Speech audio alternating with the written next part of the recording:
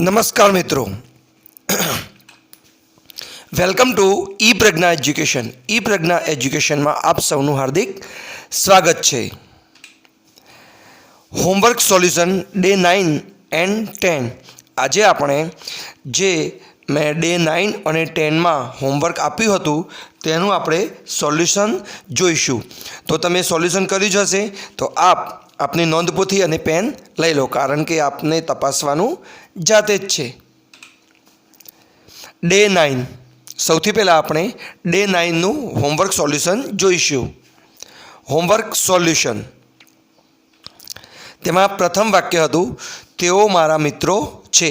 તેનું અંગ્રેજી કરવાનું હતું, તો તેનું અંગ્રેજી થશે ધે આર માય ફ્રેન્ડ્સ. બીજું વાક્ય, તેઓ ગાયકો છે, તો તેનું અંગ્રેજી થશે ધે આર સિંગર્સ. 3, તેઓ દવાખાનામાં છે, તો તેનું અંગ્રેજી થશે they are in the hospital. તેઓ વૃદ્ધ સ્ત્રીઓ છે, તેનું અંગ્રેજી થશે they are old women.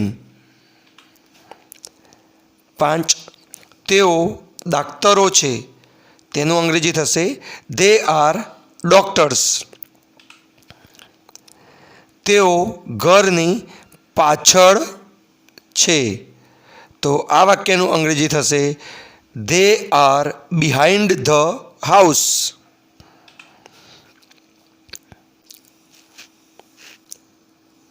7,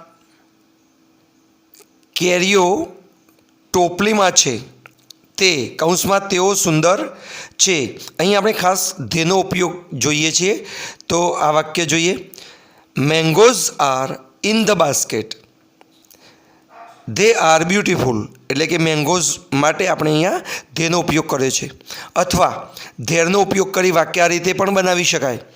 there are mangoes in the basket, they are beautiful.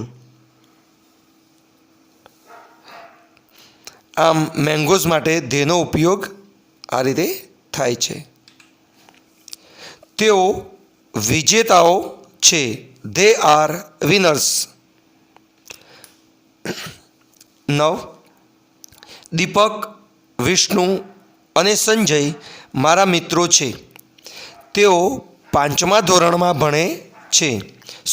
તેઓ 5મા ધોરણમાં છે, તો તેનું અંગ્રેજી જોઈએ. Deepak, Vishnu and Sanjay are my friends, they are in 5th standard. 10, 3 ગાયો ખેતરમાં છે, તેઓ સફેદ છે, 3 cows R in the farm, they are white.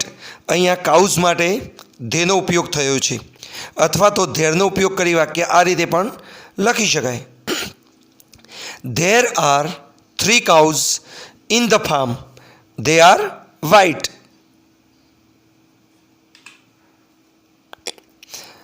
હવે હોમવર્ક સોલ્યુશનમાં આપણે ડે 10 જોઈશું. તો હવે ડે 10નું હોમવર્ક સોલ્યુશન તપાસશો. તેમાં એક્સરસાઇઝ હતી, તો એક્સરસાઇઝમાં ખાલી જગ્યા પૂરવાની હતી. તો તમે તપાસી લેજો કે તમે જો ખાલી જગ્યામાં ખોટું હોય તો ખોટું પાડજો અને સાચું હોય તો સાચું, અને તેનો સાચો જવાબ પણ બાજુમાં લખી દેજો. ફિલ ઇન ધ બ્લેન્ક્સ, એટલે કે ખાલી જગ્યા પૂરો. Fill in the blanks. 1, students પછી ખાલી જગ્યા હતી. ઇન ધ ક્લાસ, તો ખાલી જગ્યામાં આર આવશે, કારણ કે સ્ટુડન્ટ્સ એ બહુવચન છે. એમ તો આઈની સાથે જ વપરાય અને ઇઝ એકવચન સાથે વપરાય, તો અહીંયા સ્ટુડન્ટ્સ બહુવચન છે, તેથી ખાલી જગ્યામાં આર આવશે. 2, બ્લેન્ક ખાલી જગ્યા આર બુક્સ, તો ખાલી જગ્યામાં ધીઝ આવશે. કેમ? કારણ કે ખાલી જગ્યા પછી આર છે અને આર પછી બુક્સ, એટલે કે બહુવચનવાળી ખાલી જગ્યા છે. તો ધીસ તો એક વચનમાં આવે અને ધેટ પણ એક વચનમાં આવે, તો આ ખાલી જગ્યામાં જવાબ આવશે ધીઝ. ધીઝ. 3. ખાલી જગ્યા આર ચિલ્ડ્રન. અહીંયા કૌંસમાં હી, ઇટ અને દે હતું. આ બહુવચનની ખાલી જગ્યા છે, માટે આ ખાલી જગ્યામાં જવાબ આવશે દે. 4. There are birds in the zoo.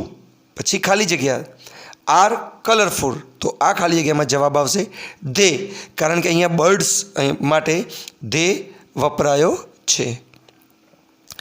આમ તો કૌંસમાં યુ, વી બંને આર સાથે બંનેનો ઉપયોગ કરી શકાય છે, પરંતુ આગળ જે there are birds in the zoo વાક્ય આપેલું છે તેના અનુસંધાને બીજા વાક્યની ખાલી જગ્યા પૂરવાની છે. આમ બર્ડ્સ માટે ધે આવશે આ ખાલી જગ્યામાં. 5. Parrots are in the cage. બહુવચન છે માટે are. 6. India is our country, so ખાલી જગ્યા આર ઇન્ડિયન્સ. આ ખાલી જગ્યામાં વી જવાબ આવશે. કેમ? કારણ કે આગળનું વાક્ય જુઓ, India is our country, Bharat અમારો દેશ છે, તેથી અમે ભારતીયો છીએ, માટે અહીંયા વી આવશે. યુ કે ધે નહીં આવે, અવર કન્ટ્રીના કારણે. 7. This is your property. આ તમારી મિલકત છે. You are the owner of this property. તમે આ મિલકતના માલિક છો, માટે આ ખાલી જગ્યામાં યુ જ આવશે, વી કે ધે આવશે નહીં. 8. Those are flowers. બહુવચન છે માટે ધોઝ આવશે, કારણ કે ધીસ અને ધેટ તો એક વચનમાં આવે. 9. There are colourful chalks in the box. બહુવચન છે, ચોક્સ માટે ખાલી જગ્યામાં આર આવશે. 10. There are chocolates in my pocket. કૌંસમાં ચોકોલેટ્સ અને પેન આપેલું છે. અહીંયા આર ખાલી જગ્યાની આગળ આર છે, માટે બહુવચન આવશે. તો પહેલાં કૌંસમાં જે ચોકોલેટ હતું તેમાં એસ લાગેલો નહોતો, જ્યારે જે જવાબ છે તેમાં એસ લાગેલો છે, માટે ચોકોલેટ્સ આવશે. અને પેન એક વચનમાં છે, માટે આ 10મી ખાલી જગ્યાનો જવાબ ચોકોલેટ્સ જ આવશે. Thanks for visiting ePragna Education. Please subscribe my channel ePragna Education. Again, thank you very much.